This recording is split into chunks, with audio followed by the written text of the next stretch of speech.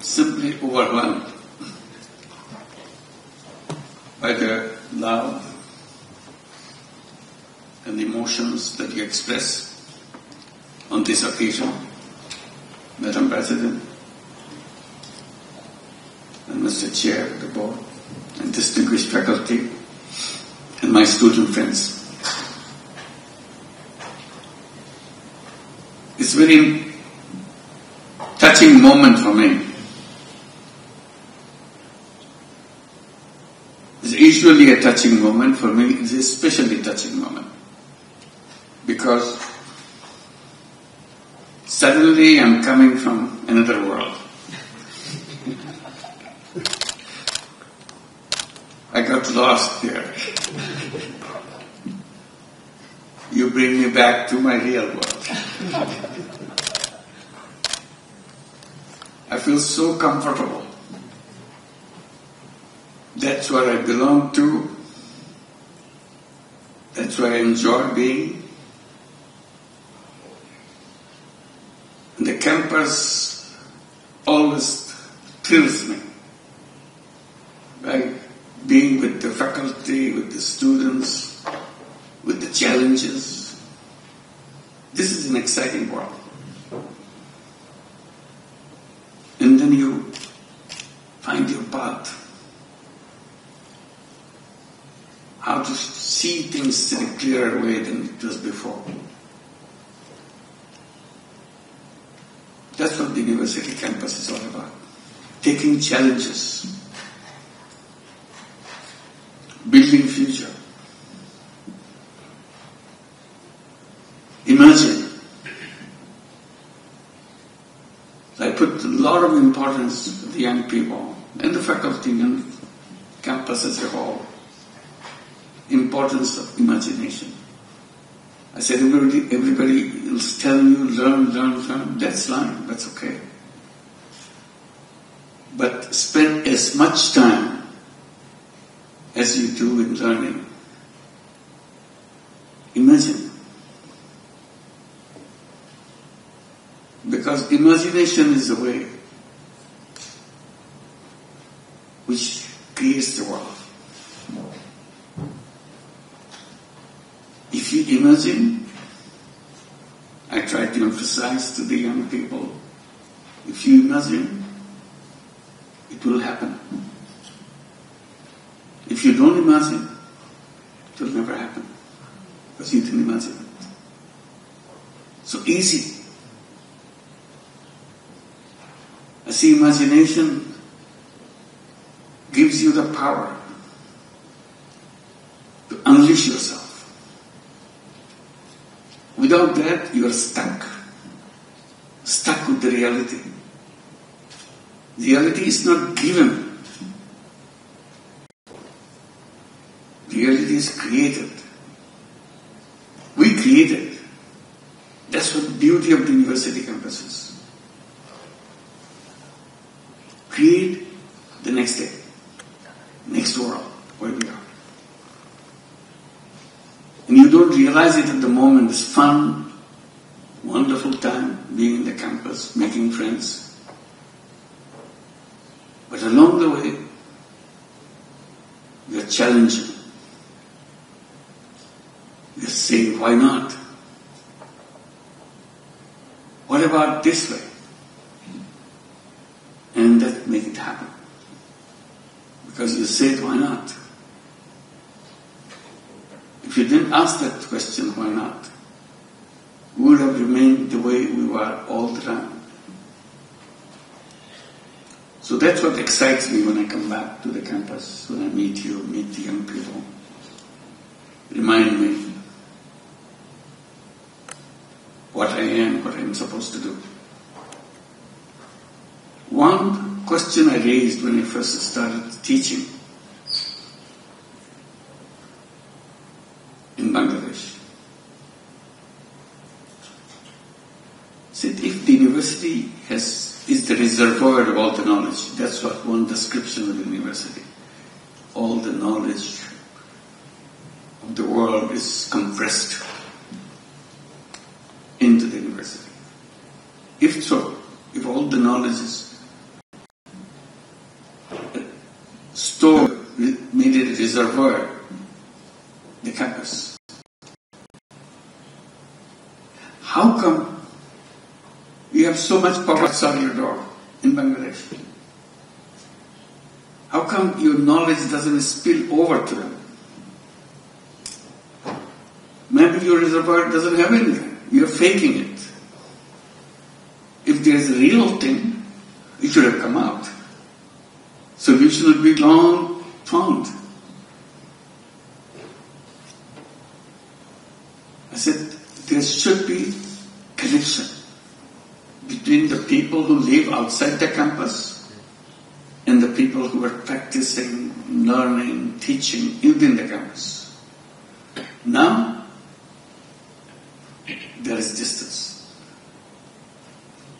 You don't want to pay any attention where you are located, who are people around you. Without them, knowledge has no meaning. Knowledge is for people. So you have people just one step outside of your campus boundary. They don't know what you do. You don't know what they do. That pained me. I tried to cross the boundary. My colleagues in the campus hated it. They thought you are devaluing yourself. You are a professor. Why should you be with the farmers or the laborers, the shipbuilders? You demean us. I said, no. I said, as a professor, as a teacher, that's my job, to find answers. If I'm not finding answers, teaching is all in the book. You don't need a teacher. You need a teacher because he and she guides you. How can he and she guide you if he himself doesn't know anything? So that's where my journey began. Amazing thing. Gradually, I turned around. I was the teacher in the campus. And suddenly I find myself a student in the village. Every day I'm learning. Years later I found out that's the best university I ever been to. The village women taught me so much. Today, whatever I'm saying, whatever I'm doing, all inspired by them. And very simple thing about life. Simple questions.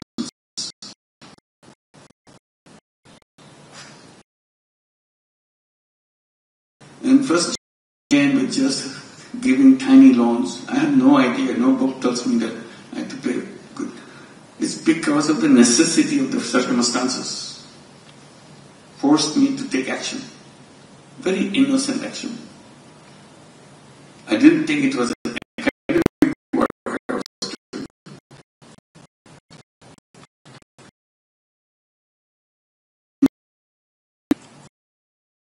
It challenged the whole banking system.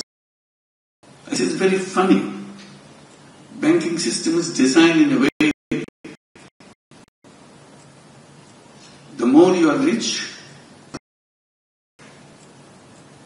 the more you have, the more you get. Suddenly I looked at it, I said, that doesn't look right. The principle should be other way. The less you have, more right you have to get the service. If you are the poorest, you get the highest priority, which is the reverse. And I started challenging that. Bank says, no, that's not the way it works. I said, I know it doesn't work, but it has to work.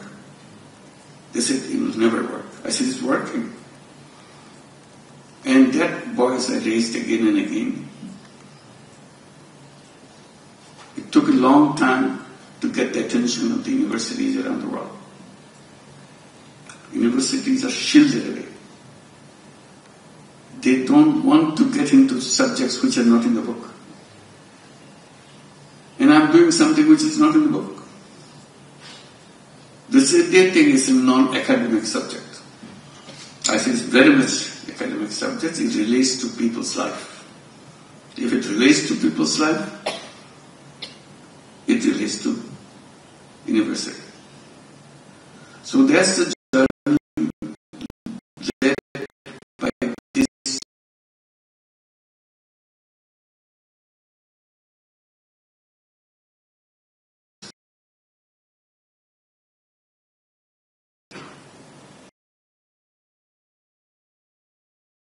field and start talking. The civilization that we have built today, that we are so proud of the civilization, fantastic civilization. I could say it's a wrong civilization. And it's a self-destructive civilization. This civilization will kill us. Oh, how can it be? Look at the prosperity. Look at the way we are conquering everything. We are conquering the world. Yes, but you will disappear. You cannot sustain yourself. I give 3 reasons why we cannot.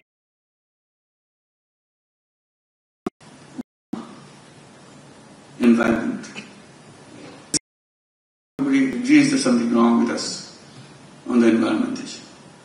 I say it's not about something wrong. It's inching towards destroying everything that we have. If you just simply take one aspect of it, there are so many aspects. Waste.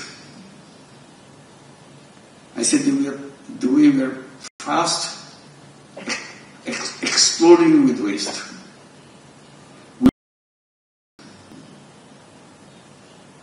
There will be no room for human beings, any other will take over. Every day we are creating waste. We are destroying life. I said this is one reason so powerful. Unless you can address that issue that we are going to save this planet, save the environment, we cannot survive. Second issue this is alone is enough for destroying the civilization and us. The second one brought us into this civilization. We are so proud of it. Wealth. Massive concentration of wealth. Wealth is fine. We are so proud of wealth. Where does and we are responsible. We are the people who design all the theories, all the things. We are responsible for this destruction. We put in our economy the critical factor, critical element, maximization of profit. So everybody is trying to maximize profit. And in the principle of profit, the more profit you make, more powerful you get. And all the wealth start coming to you. And you double it, triple it, multiple it. People have less profit, no profit, then. So the continuous force of profit pushes you to get all the wealth to yourself. No matter which country, which economy you take, wealth is fast approaching the people at the top. So few people in the top, a few percentage of people in the top, they accumulate all the wealth the nation has. Very little is distributed down the line. Globally, if you think, total global wealth is in the hands of few people. You can count them in number, you know them. Death is not a tenable system. Simple. It will explode, it will destroy itself. Can we not do something? Of course we can do that if you think about it. Now that we are happy with this, we got our peace, we are happy with it. He got everything, okay, it's lucky. It's not.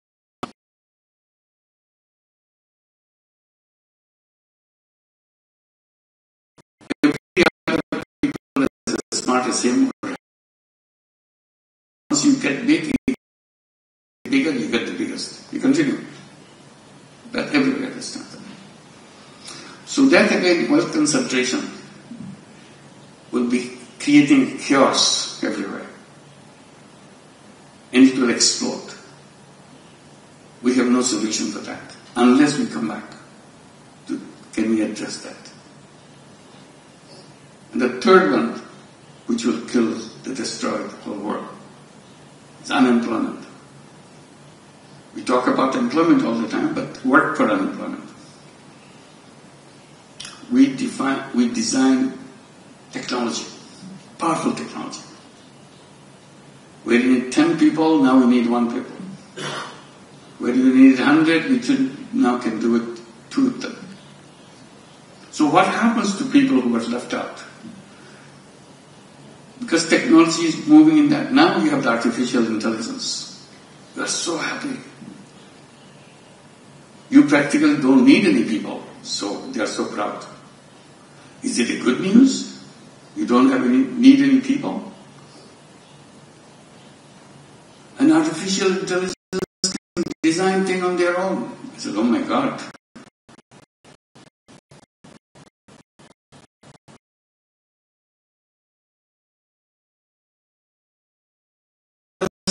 Me to do things. Make it easy for me to do things. I don't see artificial intelligence as a...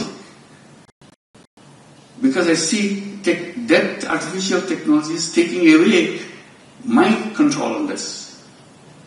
If the technology takes away control, he said, who are you? Artificial intelligence challenged me, who are you? So this led me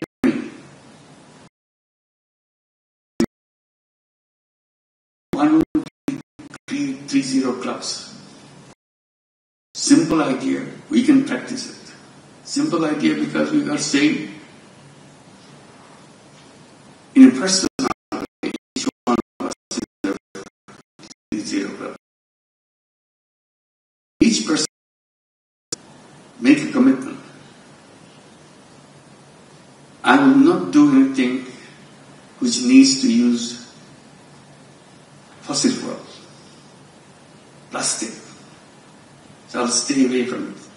All the things which damages the earth. I will not contribute to waste.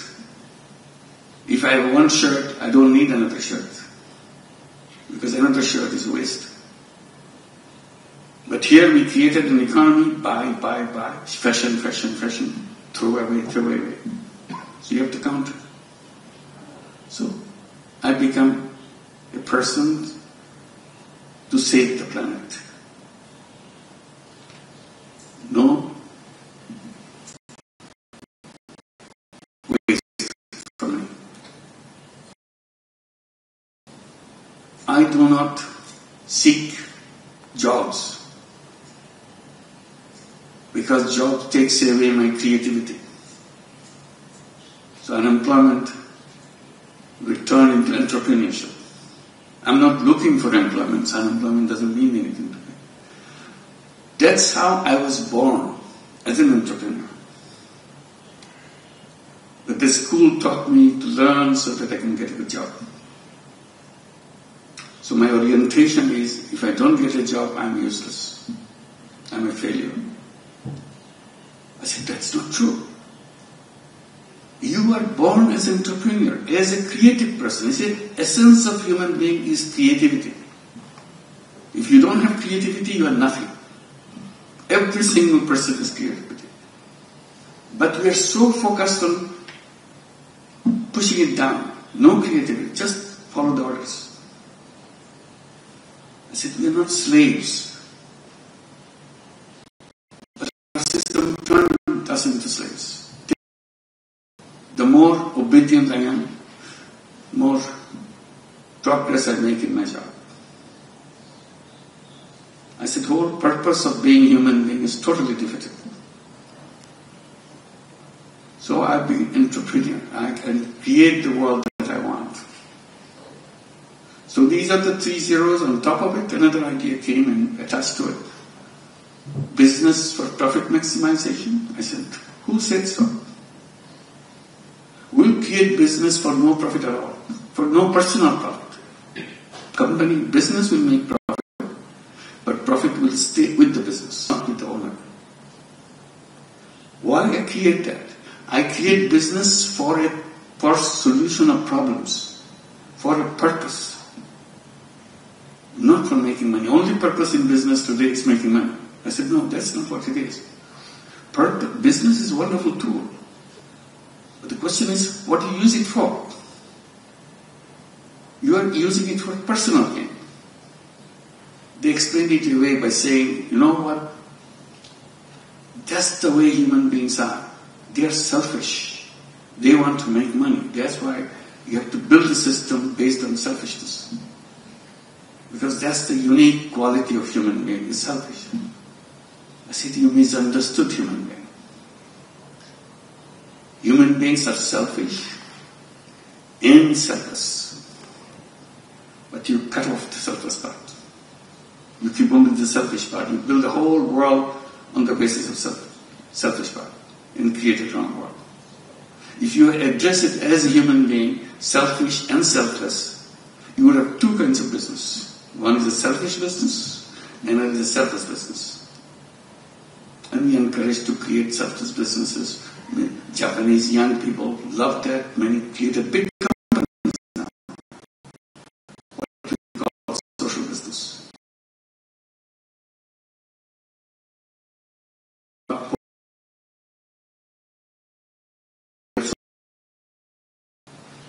Trying to see how to solve problems in a business as a tool. Business is a very powerful tool, but the purpose has to be put in there, right purpose. So one thing led to another. And it all happened because of the interactions, because of the debate, because when I'm taking my students with me to address something, they're raising questions constantly, and I'm trying to find answer for me, not for them, because I don't have the answer. When I have it, I say, shall we try this way? Maybe this will work. And I say, this is fantastic. So whenever I come back to campus, as you did help me to do that, it's an amazing opportunity to look back and enjoy being in the campus. And thank you for giving me this opportunity. Thank you very much.